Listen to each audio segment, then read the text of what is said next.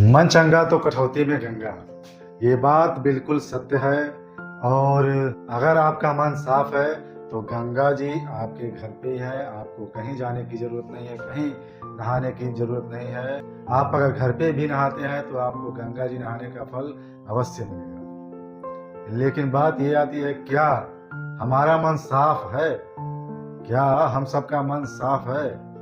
एक बार अपने मन को चेक करके देखिए, क्या आपका मन साफ है? और अगर साफ नहीं है तो मन साफ होगा कैसे?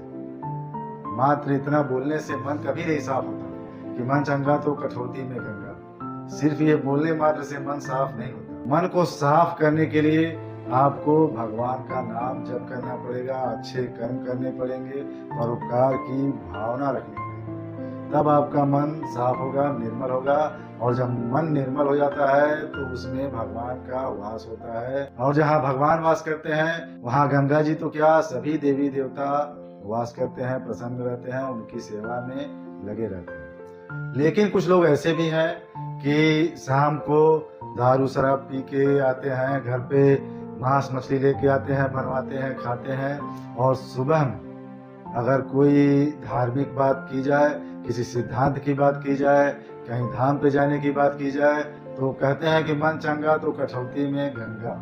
तो ये कहावत दोस्तों उन पर कभी भी नहीं बैठती। ये कहावत उनके लिए नहीं है।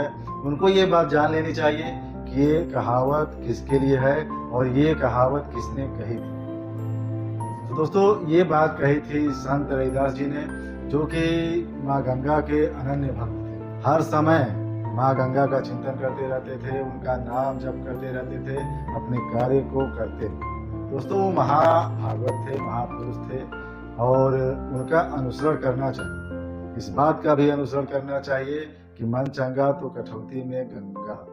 लेकिन ये मन चंगा हुआ कैसे उनका, उस कारण पे विचार करना चाहिए। दोस्तों उनका मन चंगा हुआ था भगवान का नित्य स्मरण करने से, उनका चिंतन करने से। और किसी कर्म से सिर्फ मात्र कहने से मन चंगा नहीं होता। लेकिन आजकल लोगों को बहाना चाहिए, हर काम में बहाना चाहिए, हर अच्छे काम में बहाना चाहिए। भगवान की भक्ति ना करने का कोई ना कोई बहाना चाहिए। तो इसके लिए लोग इस शब्द का उपयोग करने लगते हैं कि मन चंगा तो कठौती में गंगा। हमें कुछ भी करने की जरूरत नहीं है अगर हमारा मन साफ है। लेकिन क्या वास्तव में आपका मन साफ है? इसको देखिए आप। दोस्तों मन उसी का साफ है, मन उसी का निर्मल है, मन उसी का चंगा है जो हर समय भगवान का स्मरण करता है, भगवान का चिंतन करता है, भगवान का कीर्तन करता है और भगवान को स्मरण करते हुए अपने कार्य में लगा रहता है, अपने कर्म में लगा रहता है। उसका मन साफ होता है। किसी प्रपंच करने वाले का मन कभी भी साफ नहीं हो सकता। वो एक भ्रम में जीता है। प्रपंच से कभी भी मन साफ नहीं होता, किसी की निंदा करने से कभी भी मन साफ नहीं होता। क्योंकि दोस्तों बुराई अगर निकल रही है, किसी के प्रति बुराई निकल रही है तो वो आपके अंदर ही भरी है, आपके मन से ही निकल रही है। अगर मन में ना होती तो किसी के लिए बुराई कभी नहीं निकलती। जिसका मन निर्मल होता है, जिसका मन साफ होता है, वो एक बुरे से बुरे इंसान में भी भगवान का दर्शन करता है, भगवत भावना रखता है।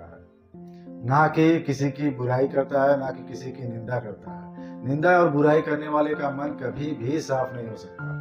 क्योंकि दोस्तों जिसके पास जो होता है वही बांटता है। अगर मन साफ है तो उसके अंदर से सिर्फ अच्छे विचार निकलेंगे, लोगों के प्रति अच्छी भावनाएं निकलेंगी, परोपकार की भावना उसके अंदर रहेगी, ना कि किसी को नीचा दिखाने की, किसी को बदनाम करने की, किसी को बुरा साबित करने की।